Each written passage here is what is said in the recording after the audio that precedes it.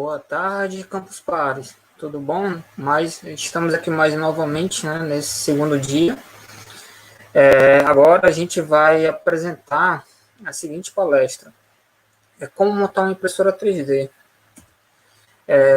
Eu me chamo Joel Aragão, eu faço parte do Fab Lab Manaus. Aqui é uma infraestrutura, um local onde a gente trabalha fortemente a cultura maker.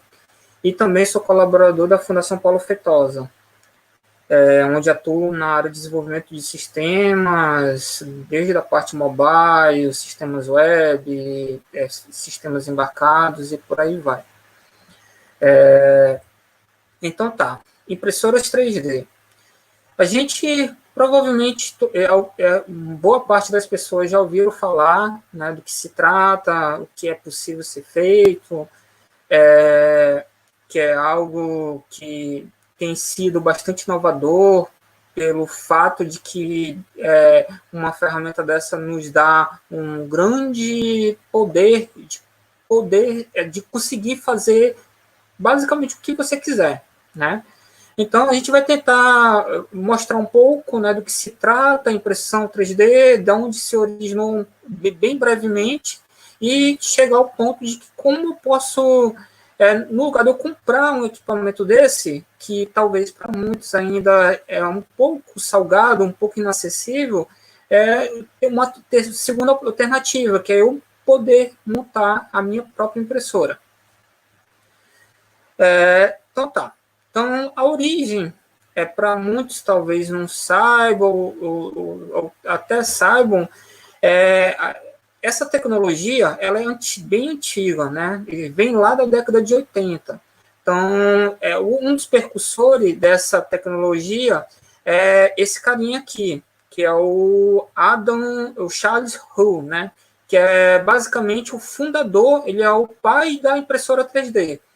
Que ele fundou a empresa chamada 3D System, e esse cara, assim, os feitos dele, né, basicamente é na área da impressão de estereotelografia, né, que utiliza normalmente dispositivos lasers para solidificar uma matéria sólida ou um material poroso para se transformar em determinados objetos, né. E aqui do outro lado, nós temos um dos percussores do grande boom, né, da impressora, porque até então, na década de 80, essas soluções eram patenteadas, né, eram soluções fechadas, que só quem tinha uso, poder para utilizar esses dispositivos eram universidades ou empresas de grandes portes. Com a quebra de uma das patentes, né, desses dispositivos, começou-se a aparecer várias iniciativas open source para criar soluções mais alternativas para se utilizar a impressão 3D. Então, esse carinha aqui, que é o nome dele, deixa eu aqui anotado, é o Bri Betts, né, Bri Betts. Ele é um dos fundadores da MakerBot.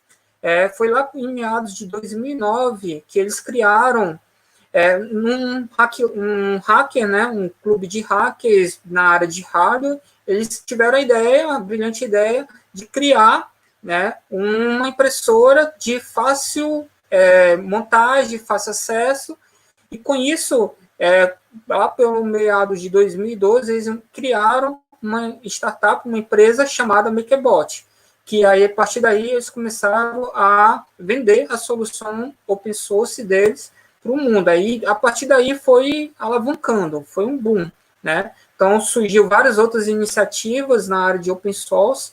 Então, hoje em dia, tem centenas de dispositivos, tanto proprietários, como também dispositivos, equipamentos que eu posso baixar da internet, seus manuais, os seus manuais de construção, e desenvolver em casa a minha própria impressora. Com o advento da impressão 3D, eu consigo basicamente criar coisas, né? Desde braços robóticos, braços para auxiliar pessoas deficientes, né? Próteses, desde de sapatos, prototipagem para validação de conceitos, né, de produtos, bijuterias, objetos de artesanato, de ornamentação, né? Então, aqui a gente tem alguns modelos. E uma das coisas que vale ressaltar é que a gente tem alguns tipos de impressoras, né? Categorias. Então, a gente tem impressoras que trabalham com o conceito de inclusão de material, que a gente denomina de FDM, e a gente tem as impressoras também que trabalham, que nem eu falei anteriormente, que é a estereotelonografia, que basicamente utiliza líquidos, né, resinas, para montar seus objetos com lasers. Então, tá. Então, a gente falou um pouquinho, né, de como começou essa questão das impressoras 3D e por que eu optar por montar, né, uma impressora 3D. Então, eu elenquei aqui 3 pontos que que pode ser um fator que, apesar de hoje ainda já tem impressoras acessíveis em torno de R$ 1.500, R$ 1.200, mas eu posso também optar por desenvolver uma impressora, né? Um dos fatores pode ser custo, né? Então, dependendo da forma que eu projetar, da forma que eu conseguir os materiais necessários, eu posso montar uma impressora até pela metade desse preço, né? Ela pode ficar bem mais em conta. E com o tempo, eu consigo evoluir essa impressora para que ela se torne uma impressora, podemos dizer, robusta, né? Uma impressora a nível mesmo profissional. Também, pelo fato aqui, a gente tem esse carrinho aqui bem legal, né? Que é para representar a customização. Então, eu posso criar minha impressora do jeito que eu quero, a minha cara, da forma que eu necessito, né? Então, a gente tem esse poder. E também pela manutenção do dispositivo. Porque pelo fato de eu estar montando o dispositivo, eu vou conhecer esse dispositivo, esse equipamento a fundo, né? Então, na hora que der algum problema, eu vou saber exatamente do que se trata. Eu não vou ter gasto com manutenção a nível de pagar alguém para dar essa manutenção do dispositivo, porque eu mesmo posso fazer isso, né? Eu apenas teria o gasto da compra, da troca do próprio equipamento, do próprio material, para fazer essa troca, nessa manutenção. Também um outro ponto, a gente pode elencar a questões de habilidades. Então, pelo fato de você estar desenvolvendo um equipamento desse, você vai precisar conhecer alguns conceitos de eletrônica, né? Então, talvez não seja nem o caso de precisar fazer uma solda, mas em alguns cenários a gente precisa sim fazer soldas, mas eu preciso saber onde ligar os fios corretos, ter uma noção de fazer uma medição de uma resistência, uma medição de voltagem. Então, a gente acaba aprendendo conceitos de eletrônica bem legais também. Conceitos de mecânica, então, qual tipo de rolamento, qual tipo de movimentação, uma movimentação linear, ou outro tipo de dispositivos mecânicos que eu preciso utilizar, né, adicionar no meu equipamento, que no final das contas, a impressora 3D não deixa de ser um dispositivo mecânico com agregados eletrônicos, né? E a parte de programação. É possível que eu programe também. Apesar de que eu vou mostrar para vocês as soluções, a gente mexe muito pouco a nível de programação, mas sim é possível eu customizar o firmware da minha impressora, eu posso adicionar funcionalidades pessoais que para mim faz mais sentido, mais interesse. Então, é possível eu aprender um pouco de programação montando uma impressora 3D. Por onde a gente deve começar, né, a fazer essa implementação? Por onde eu devo começar a procurar, pesquisar um pouco qual a impressora que eu preciso montar, né? Que eu quero montar, qual é a minha necessidade? Então, são perguntas que a gente consegue verificar isso no seguinte local. Nesse projeto RapRap, é um projeto que, desde a origem lá de 2004, que ele propõe algumas soluções de projetos de impressoras 3D open source. Então, aqui, na verdade, é um agregador de impressoras que várias pessoas vão montando na sua casa e se dispõe de compartilhar sua impressora com outras pessoas. Então, o que eles fazem? Ele vem nesse site, cadastra sua impressora e disponibiliza todos os fontes, todos os modelos para impressão para poder montar a impressora. E aqui você pode acessar esse site e selecionar a impressora que mais lhe agradar, tá? Então, como eu falei, é uma iniciativa desde 2014, né, 2004, que foi criada na Inglaterra, né, que a ideia é fazer impressoras de baixo custo. Então, a gente tem vários modelos, assim, o que é legal, que abrange todas as áreas. Então, a parte mecânica, eletrônica, então, tem projetos de como montar uma eletrônica específica para um determinado dispositivo ou de impressora, né? Então, a gente tem tudo isso aqui nesse site. Ok. Então, eu elenquei aqui 3 modelos de impressoras que tem nesse site. Tem centenas de modelos, tá? Desde das mais comuns até as mais exóticas impressoras, né? Então, você vai encontrar de todas as variedades. Então, a gente tem aqui um modelo que provavelmente várias pessoas já devem ter visto por aí, né? Que é uma Prusa i3, que esse aqui, você consegue comprar essa impressora montada, né? Tem site, a empresa americana, você compra essa impressora já montada, ou você pode comprar ela desmontada e montar também, ou você pode criar, pegar o projeto dela e desenvolver em casa. Se vocês observarem, ela tem peças dela mesmo sendo impressas, né? Então, o que eu posso fazer? Eu posso imprimir essas peças e montar a minha impressora. Aqui eu tenho um modelo também um pouquinho diferente, né, que não é muito comum, que é a Mendel, né? Então, se vocês observem, elas também têm todas licenças, né? Umas são GPLs, outras são CC BY, então por aí vai. Então, eu tenho essa Microdelta, que ela é um pouquinho diferente também, então ela tem, são 3 eixos, 3 braços, né? Que ela vai normalmente num fluxo circular, ela vai imprimindo aqui nessa áreazinha triangular. Ok, vamos passar. Então, quais materiais que eu posso utilizar para desenvolver uma impressora? Aqui eu vou mostrar para vocês algumas sugestões, né, mais acessíveis, mas nada impede que vocês também possam desenvolver a própria placa de vocês, desenvolver a própria fonte, né, de alimentação. Então, é um mundo que é muito aberto, né? Vocês podem fazer o que vocês imaginarem. Então, aqui, basicamente, a gente tem alguns materiais. Eu tenho uma placa que é de auxílio, né? Que é auxiliar a controladora. Então, a nossa controladora, nesse caso, é um Arduino Mega. E essa placa auxiliar é conectada, né, encaixada como um sanduíche no Arduino Mega. E essa placa, ela te dá suporte a várias funcionalidades necessárias para que uma impressora 3D funcione. A gente vai entrar mais a fundo mais à frente. Eu tenho drivers para controle de motores, né? Os nossos motores são motores de passo. Eu tenho uma fonte aqui. Eu posso utilizar como posso dizer, uma fonte chaveada, né? Eu posso utilizar uma fonte de PC. Então, dependendo do projeto de vocês, do consumo, né, no nível de consumo, a gente pode utilizar vários tipos de fontes, né, não necessariamente caras, né, até bem baratas. Eu tenho aqui um kit de extrusão, que eu vou, aqui basicamente é um bico de extrusão, onde sai o filamento, né, o material aquecido.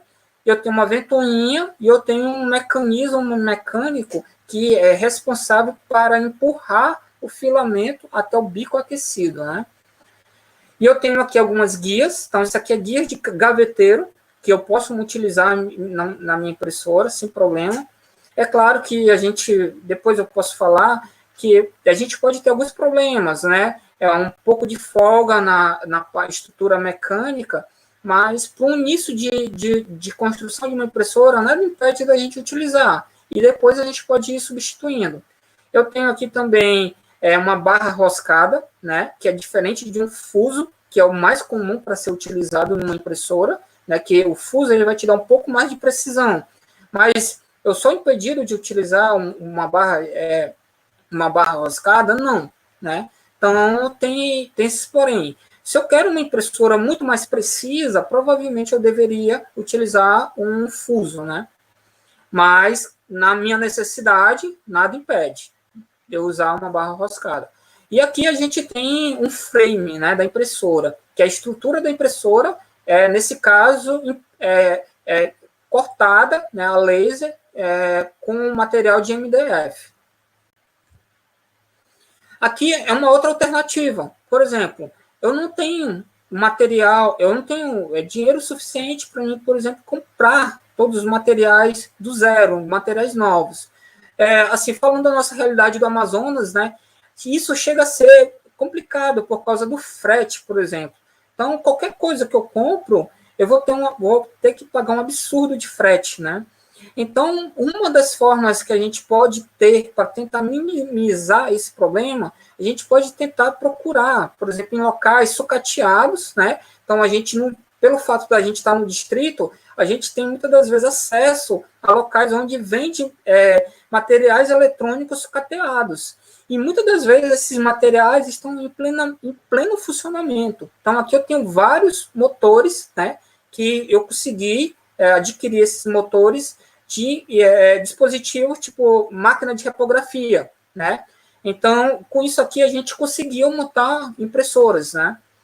Aqui eu tenho algumas barras roscadas, né? Então, desculpa, não é barra roscada, aqui são guias, que é utilizada para a construção da impressora. Aqui eu tenho algumas buchas, que essas buchas podem ser utilizadas para substituir, por exemplo, o rolamento, né? Um rolamento linear. E esse cara é uma ideia tão legal que, utilizando essas buchas, porque a tendência do rolamento, com o tempo, ele se desgastar e ficar muito barulhento. Então, com essas buchas, o que é legal é que eu consigo utilizar elas, né, e eu não vou ter tanto barulho. Aqui eu tenho um esquema elétrico, né, a eletrônica da impressora. Então, basicamente, esse conceito ela vai se estender para quase todas as impressoras, tá? Algumas vão mudar porque ela pode ter mais de um bico, né, de extrusão. Então, tem impressoras com 2 bicos de extrusão. Aqui eu vou ter 4 motores. Posso ter algumas configurações em que eu vou ter no total 4 motores de passo ou 5 motores de passo, né? Então, posso ter o XYZ mais a extrusora. Ou então, posso ter 2 motores para o Z, né? Para ele auxiliar na subida do dispositivo, né? Do eixo Z. Ou então, só os 3. Eu tenho uma fonte chaveada. Eu posso ter, opcionalmente, uma mesa aquecida, né? Isso por que eu digo isso? Porque se eu for trabalhar com material apenas PLA, eu não tenho a necessidade de utilizar uma mesa aquecida, né? Então, isso já reduz o custo da tua impressora, inicialmente. Depois, se eu quiser adicionar esse acessório, de boa, eu consigo, né? É só plugar aqui, já tem funcionando a mesa aquecida. E ela precisa de um termistor, né? Que é para controlar a temperatura.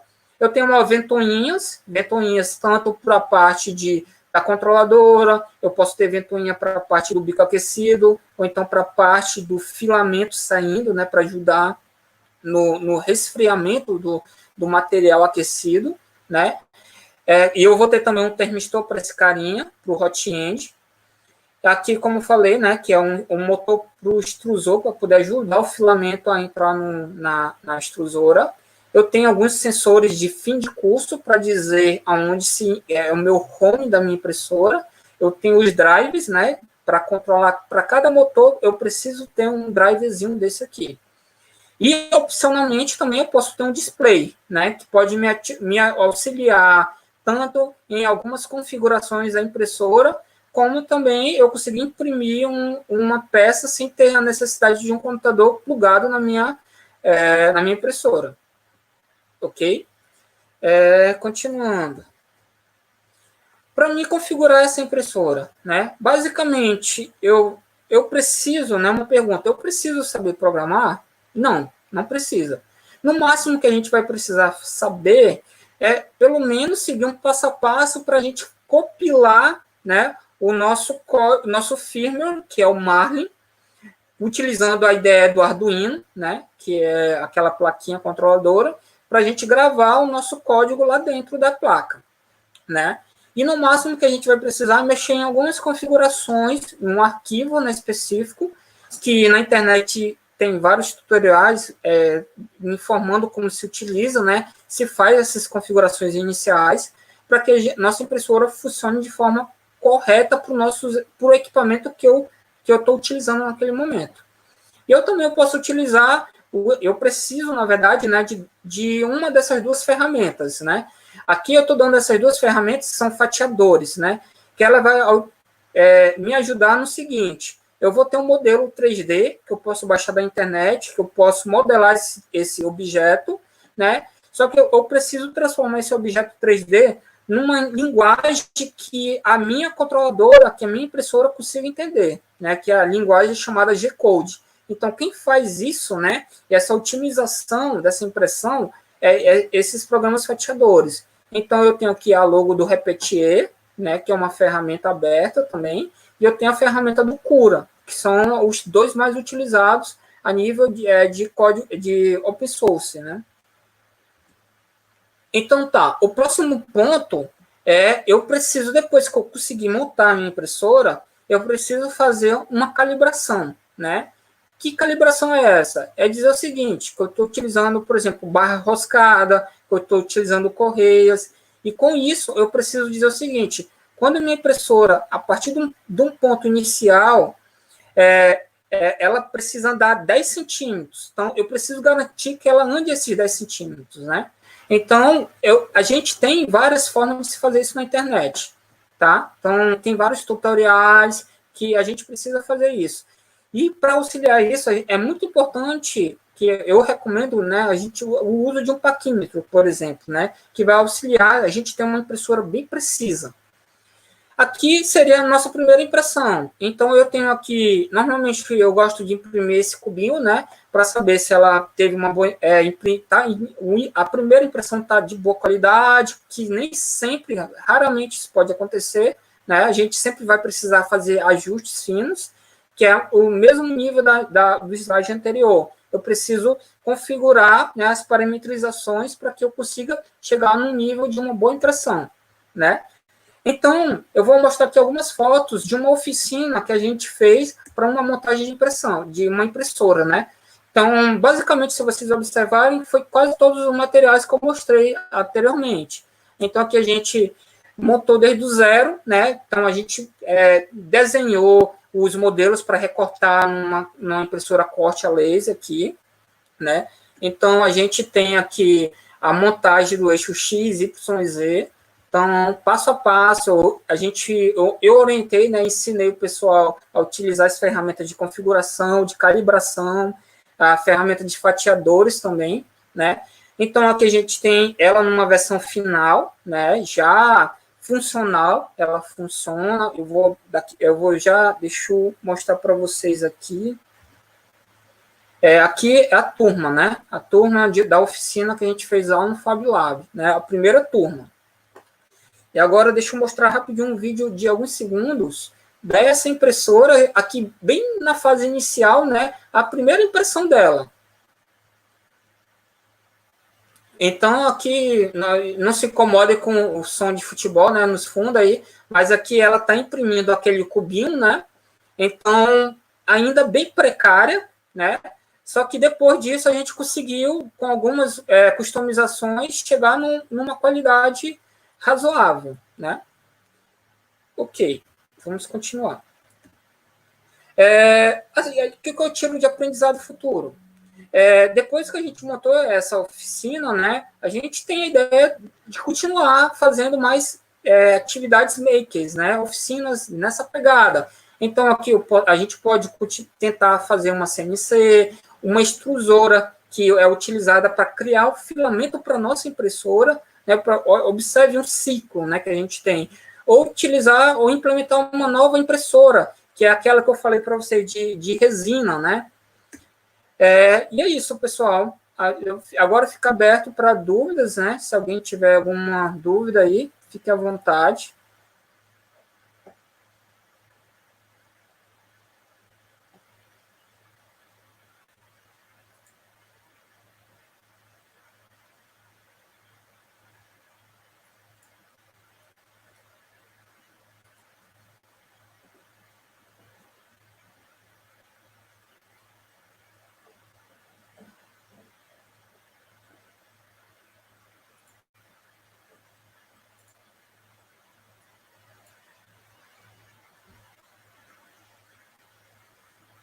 Uma outra coisa que, caso não tenha dúvida, né? Assim, a gente conseguiu, atualmente a gente tem, essa impressora, a gente, infelizmente, já tirou algumas peças dela, né? Para que a ideia é que a gente consiga desenvolver uma evolução dela, né? Então, a ideia agora é a gente seguir para uma pegada mais a nível da Prusa, né? Essa que eu mostrei aqui logo no início dos slides. Vou mostrar aqui. Então, a nossa ideia é tentar chegar para um nível desse aqui.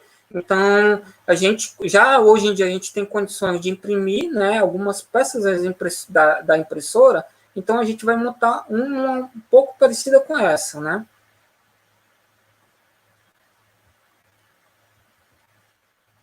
E é isso.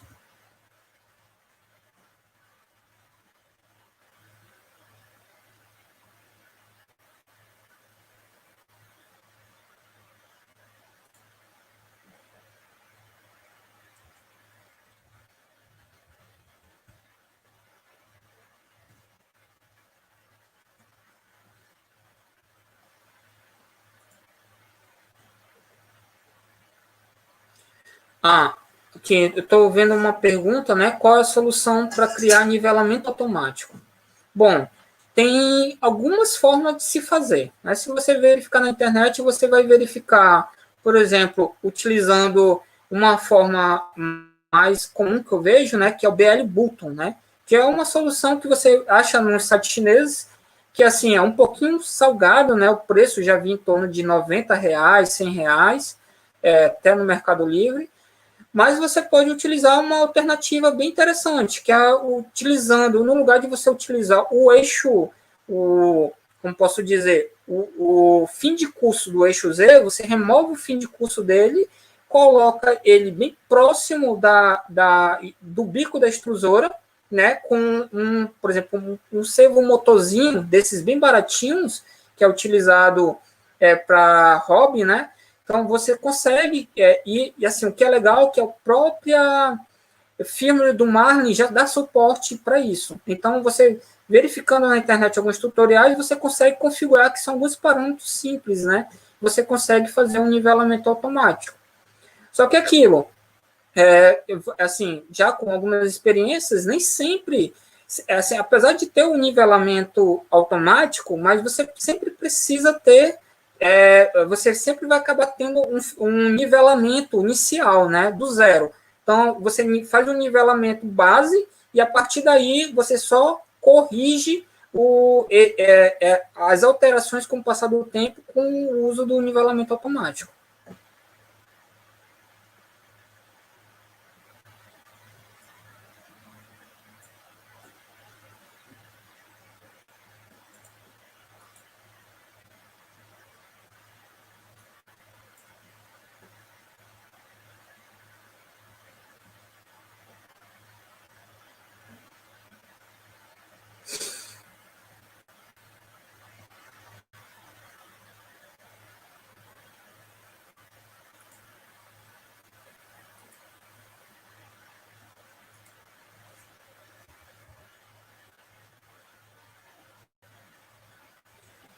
Se não tem mais perguntas, pessoal, gostaria de agradecer, né? Qualquer dúvida, aqui eu tenho meus contatos, né?